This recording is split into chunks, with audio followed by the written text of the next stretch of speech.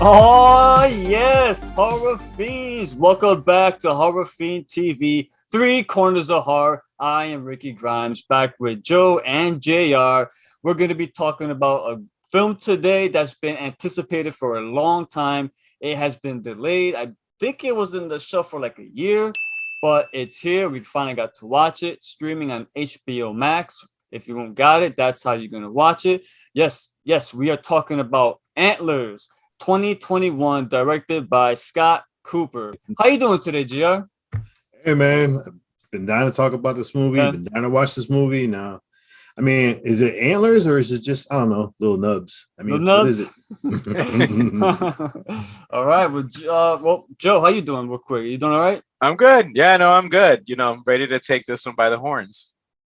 Man, I gotta come up with some better material. Man. You guys. All right. Well, let's go. JR, run us through. What is the premise of this film? Get us started, man. Where does it take us to begin with? Well, takes us to a small town in Oregon. As you know, Oregon is, of course, close to the Canadian border, so it kind of helps a little bit with what this is really about as far as folklore, which we'll get into later. But we begin the movie with this kid, Aiden, who's played by Sawyer Jones, walking around what appears to be, once again, another week where we talk about mines. So walk around this mine shaft and yeah, he's right. He's right. And he hears a weird noise, and then he walks to the truck, and then his father comes out and tells him to stay in the truck. And he tells his dad, "Hey, Dad, I heard a weird noise." So as his father, who is Frank Weaver, played by Scott Hayes, tells him to stay put. I got a job to finish. Goes inside this mine, and as soon as he goes in, he starts hearing weird noises too. Now, when he meets up with a buddy of his who's there, who's, I didn't find this out till later on in the film that there was actually a meth lab. I thought they was just cleaning up the joint. Yeah. But the fact that he's cleaning up a meth lab, they hear this creature sound, and of course they go to the creature. Joey. Hey, well, so as Junior's mentioned, we got the beginning. We've got Frank and Aiden. Weeks later meet Lucas, who's walking around gathering food. I think Junior, one of the messages while we were talking, it was a beautiful shot of Lucas on that lake. I'm from talking to reviewing movies with you guys a little bit more. I'm starting to learn nuances that I didn't look for. So I see the blue and yellow now. I'm like, oh, this is the blue and yellow they're talking about. I'm picking up on what you guys are talking about. And then you fast forward to meeting Julia, the teacher, who is Lucas's teacher. She starts to notice some things different about him. She talks to her brother. Her brother gives a little kind of warning, and then these three are going to bring us to a bunch of series of events that are going to bring them all together. Okay, very shortly, we're going to be introduced to Julia, Paul, and Lucas. Joe, tell us about these characters, what they added to the film, and what's your basic thoughts about them? I thought they were okay. What do you say? I mean, they were okay. You've got Julia, who's played by Kerry Russell. For a lot of people from my generation, Felicity. However, she's done a whole bunch of stuff. The Americans shows her acting chops, which is one of the reasons I wanted to check this out. And this is not her first time dabbling into horror. She did do Dark Skies.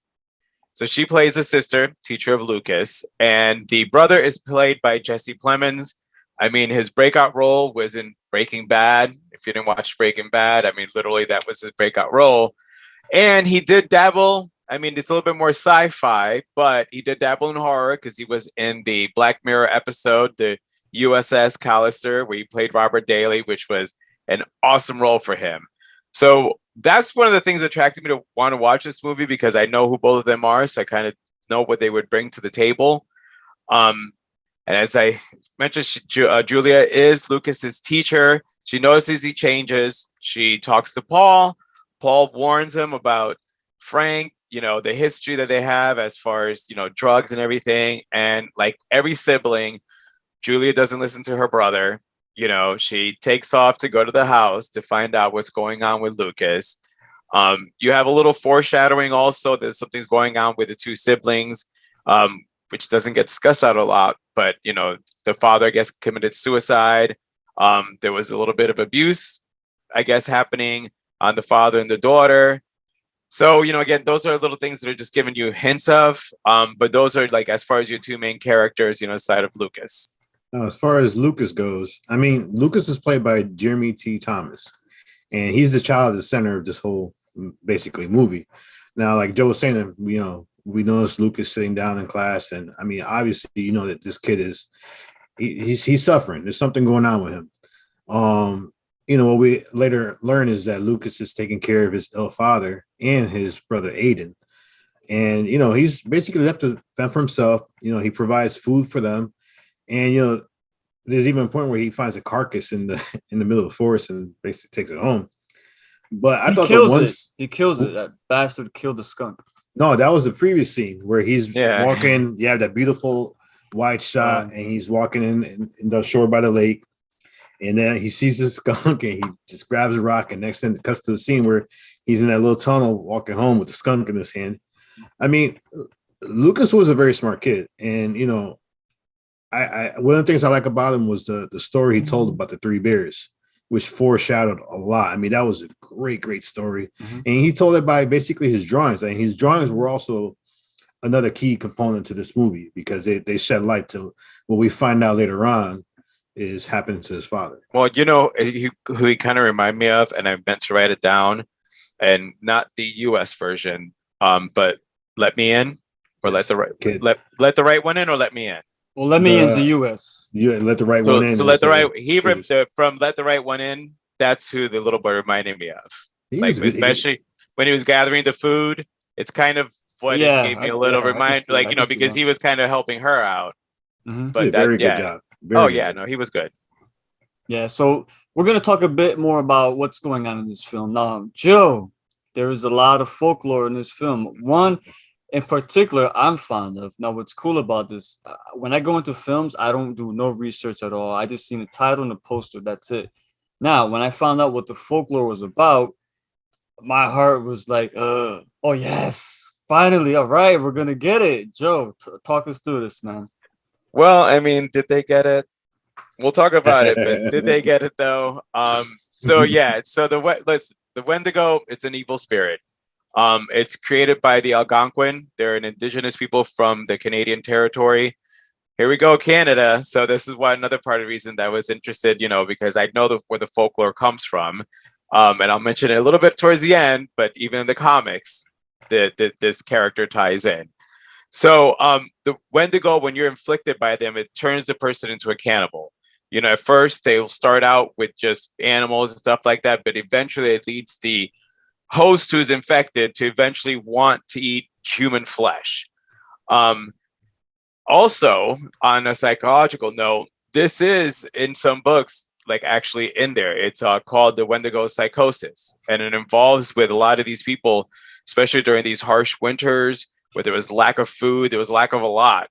They would suffer from hypochondria, that eventually the body itself, they would turn around and they would crave the human flesh. And I want to say, I think it was Ravenous was the name of it. Mm-hmm. When I was kind of doing a little research on it, what it made me think about was Ravenous. Guy Pearce, right? Yeah, the Guy Pearce one. Yeah. So for me now, I'm going to want to watch that one back because I wonder if that movie actually had to do with the Wendigo Psychosis.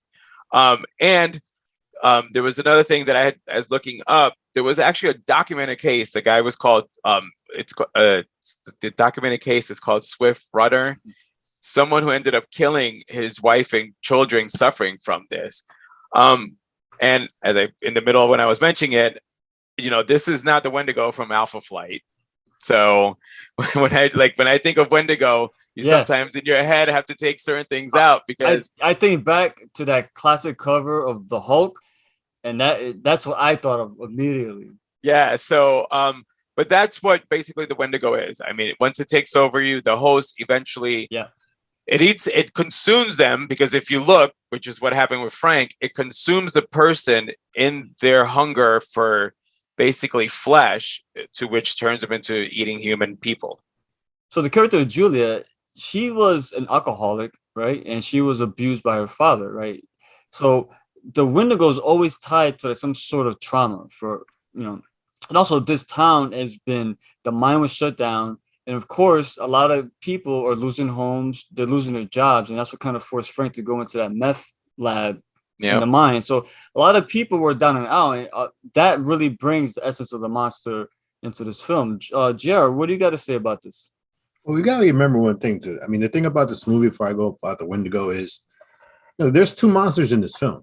I mean, the one monster is, obviously the one that's made out the Wendigo, but the second one is abuse, because there's all the abuse that happens in this town, and it's covered up. It's almost like you can't talk about it. That was the issue with Frank and the kids. But I mean, even the Weaver siblings, like Joe said, I mean, like the Weaver siblings, which was Aiden and Lucas, what they went through, and then you have the Meadows, which, like Joe said, there were a lot of characters that suffered through abuse. Now, let's talk about the Wendigo. Now, you bring in the Wendigo into this. It was evil spirit, and we're led to believe that this Wendigo was basically imprisoned, almost like contained in the mind. And that's why they had all those things there, because when they went to talk to the native, he was like, yeah, this was in the mind. Where did you find these? This was contained. And he told this old story about same thing about somebody who basically became infected, became a cannibal, and basically they I think that if I'm correct, he was sent to the mine, and that's why they put the thing there. So he was almost in prison. So I mean, it comes up a lot of things. I mean, it was interesting, and I can't wait for the next part when we talk a little bit more about the Wendigo. I love up until that part, like Lucas has his dad and his brother locked in the. And I didn't know. I still didn't know it was the Windigo at this point either. And I'm like, what's the hell's going on? Are they zombies or like they're possessed? I don't know what the hell was going on. I don't know. I like that dynamic. It was really dark, too, really bleak the way they filmed Oregon and stuff. Like they did a good job on that. So let's lead up to the ending of this film. JR, take us through this right now. We already got everything in place. What's going on here? And how is everyone affected by the Windigo? Not just physically, but also emotionally. Well, we first find out that, I mean, it was obvious that after a while that we knew Frank was basically possessed. I mean, they had that scene where it kind of came out of him after he attacked, I think it was Eileen. Yeah, he ate her. The principal. Yeah, he ate her, and then he started transforming. And then basically he's on a rampage because he ended up attacking the bully and killing him. Yeah. So it was all basically with a belief that there was this thing out there or not, because the brother was Julia's brother was constantly arguing that this thing doesn't exist. So eventually what it happened, it was found out that something happened in the house. They took Lucas to the hospital. Then Julia decides, let's take him home. And then he's sitting there still thinking, they're like, your father's dead. Like, oh, no, that's my old dad. My new dad's coming, we're going to be together, which you felt for this kid. Yeah, you do. One thing. You felt such He's a young kid, Yes. Yeah. And for what he went through. So it comes to the whole climax where we finally see the Windigo attack, and I'll let Joe finish about the Windigo attacking. Well, I mean, when we get the whole Windigo attack, when Frank turned was after he ate the principal. So we've been discussing how they crave the human flesh. The more you consume, yeah. That was the first human flesh that he did himself, and then he got the little boy. Yeah, I mean, when she went into the cave, it was kind of interesting because she goes into the cave and she finds Lucas basically standing against the wall, Aiden behind him, and she hears like this crunching sound, and there's Frank who turns, the Wendigo who turns around, and he still has Frank's face like just dangling, which are in front of him. But so she does everything to fight him off. She grabs first of all, she tries to shoot him, and she missed every shot she took. And then she grabbed the flare, held him off with the flare, and then she tried to stab him, but she was stabbing him with this pole. And it wasn't until actually Lucas came in and stabbed Frank that he got like almost stunned, and then he was weakened, because the thing they say about the Wendigo is the more it eats, the more weaker it gets, and the weaker it gets is where you can actually kill it by basically stabbing in the heart. So she eventually kills him, pulls out his heart, and then when she pulls out his heart, you hear this screaming and sounding. Well, it reminded me of the screaming sound. Reminded me of oh my god, was it that vampire movie, 50 Day Nights? 30, 30 days and nights. 30 days and nights with the scream. Yeah. So here he is, and he turns around, and poor Lucas, he doesn't want his brother killed, and she ends up killing his brother. And then we end up finding out later on that Julia's brother, well, he got infected, so it's probably gonna Yeah, because he ends up at the beach. He's sitting there coughing, and then you see the blue black shit over him, right? Yeah. Some illuminating. Oh, was it a scene? Because I remember he was like coughing, but the scene with her killing. Oh, Aiden, you're talking about Paul, the brother? Paul, Yes, yeah. Like right at the end when they realize that they're gonna keep Lucas, and he's as they're talking, he's already going, and then as they walk away, he coughs in his hands and it's covered in black. But yeah, when I actually, the Saturn, one of the good scenes in the movie was that when Lucas was trying to stop Julia from killing Aiden, and it was kind of like, even the kid did such a good job that the way he did it, even putting his hand up, he knew that wasn't going to be enough to stop her, but he had just hoped it would be enough to stop her, and then when she basically was hugging him and he's in the middle of transformation. So that's another thing. He's in the middle of transformation. So they end up actually eating some human flesh at this point because they were both looking for him, is the way I was looking at it. It passes on. With the minute the Wendigo dies, it jumps on to so it goes. So it went to the so then so you got the transformation. So that was kind of one of my favorite scenes, was just that right there, because again, I couldn't imagine killing a child to try to get out of a situation. I mean, if I had to, it reminds me of The Omen. When he had to kill Damien, and I mean, how can he stab a child? Like, no, even though he is the devil, but he's still it changes you. I think it's one of those things that would change you. Mm-hmm. All right, guys. Well, let's go into the pros and cons of Antlers now. This film, a lot of people seem kind of disappointed in it because they waited so long for it, and it was really built up. I didn't have any anticipation for it. I just found out about this movie a few months ago, honestly. So that didn't affect my viewing whatsoever. JR, why don't we start with you? First of all, let's flip it. What's your cons before your pros?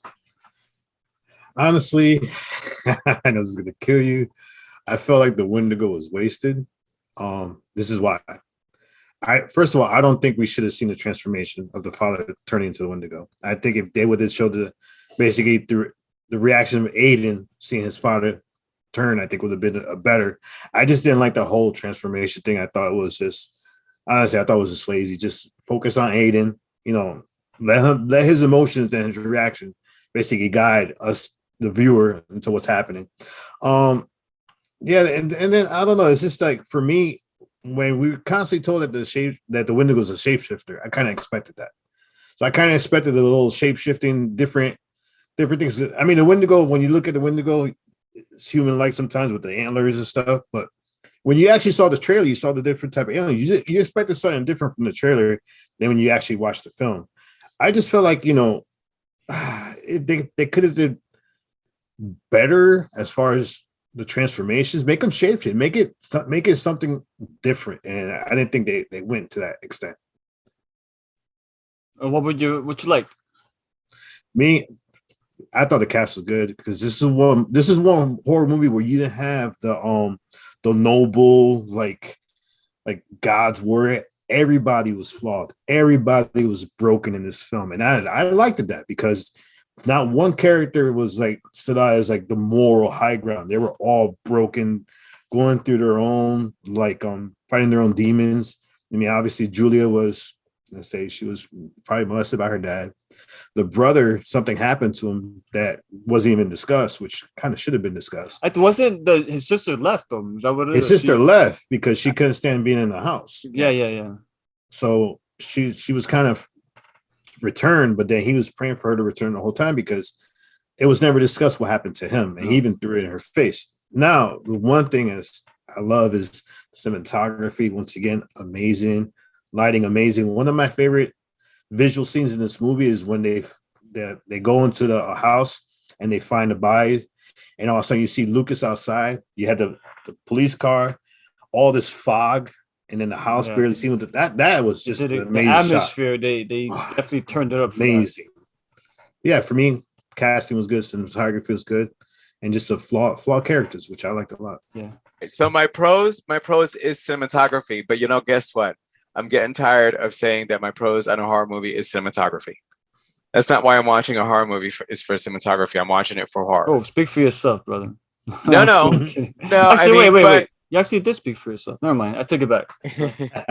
But I mean, listen, I like cinematography, but especially I know what you mean. The more recent ones we've been talking about, we all love the cinematography, but then it lacks in everything else. Mhm. But cinematography can't be what you rely on to make your movie. The atmospheric shots, it shouldn't be what you rely on.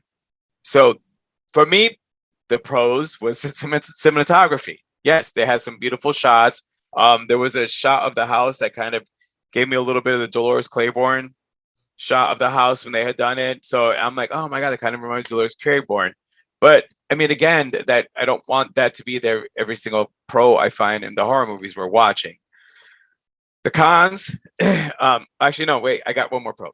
The writing was good and the pacing wasn't was short and a little bit slow, but the pacing was still good. Pacing was good. I was never That bored. being said, the movie was short. And the reason the movie was short is because the movie lacked the montages of giving you history on the Wendigo. The Wendigo was lost because we really didn't get a whole much on it. You had Graham Greene, the guy who played the former, cop, giving a little, background on it. And that little bit that I brought up about psychology, even he brought that up. Mm-hmm. You did not have that in there. That's where the ball was dropped. Then the same thing with the brothers and sisters. You knew something was going on with them. Give us a little bit more. So character development was my negative on it. Aside from Lucas, there was nobody else I cared for in the movie. And I'm a Carrie Russell and Jesse Plemons fan, and I didn't even care for them. So Lucas was the only one that I cared for. That's where I find like my cons on it is the character development. You had a folklore. I love folklore. We should have gotten just a little bit more to add to the movie. It was just too minuscule for me, giving a movie that is centered around folklore. Yeah, I gotta agree with your pros too. Especially when it comes to the characters, you said that they lacked character development. I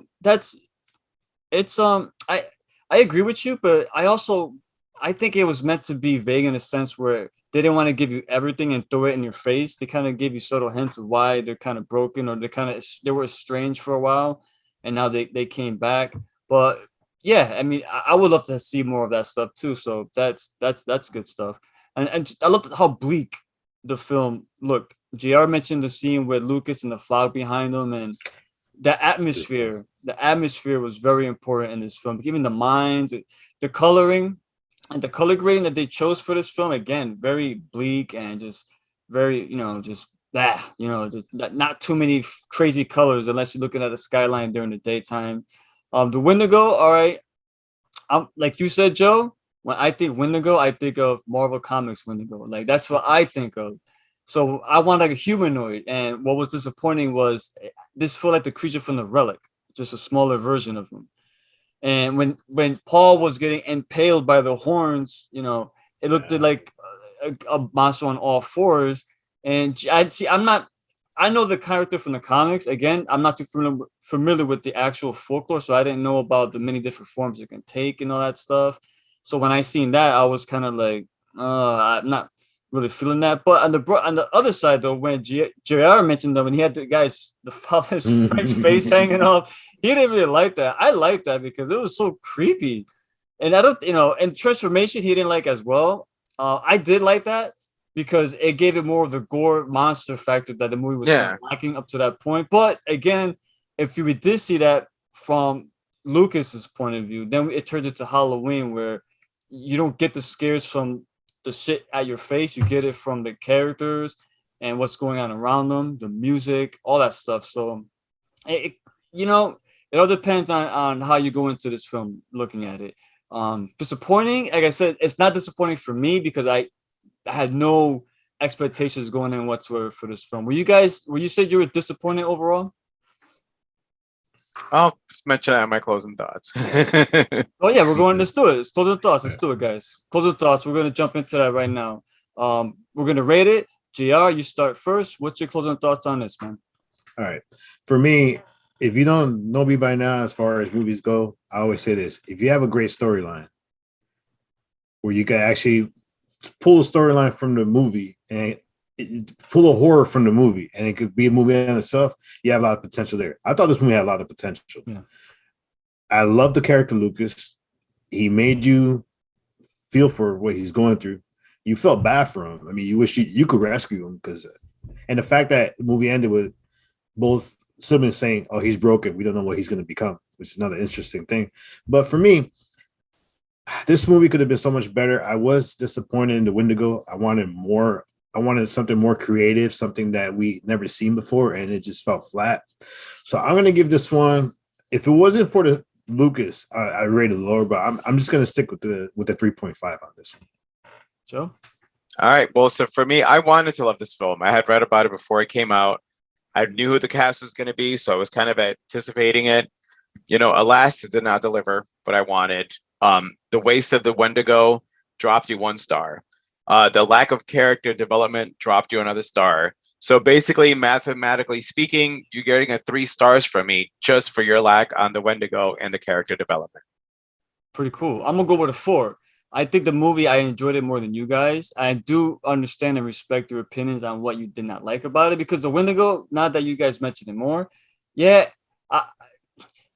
don't know what it was. You needed to know more. I can't. You couldn't tell what it was, because it's not that they kept it in the shadows, but it was too much going on. And I'd rather have a humanoid Sasquatch type looking guy, not the Marvel character from Alpha Flight, even though he's awesome. But yeah, I would have preferred that over just some like weird amalgamation of different creatures into one. And I could do without that, but I did like the Frank's face hanging off the guys. I don't know. That just did it for me. But yeah, I'm gonna give it a 4. I enjoyed it. I enjoyed it more, honestly, up until the Windigo part. Like before I found that out, I was into it. Like, oh man, the guy's got his father and his son in the basement. He's feeding him skunk. What's going on? Like, it's a mystery to me because I didn't know anything about this film. But then when I saw Windigo, I'm like, oh yes. But then once they delved more into that, yeah, it went from like a high 4.5 to a 4. It didn't completely kill it. Like I didn't have no expectations. That's why I'm not as disappointed. But I could see why people would be disappointed in this film. And this is my last thought: is this is a movie where the trailer actually the trailer actually made you anticipate the creature more. Yep. When you finally, so the trailer kind of ruined.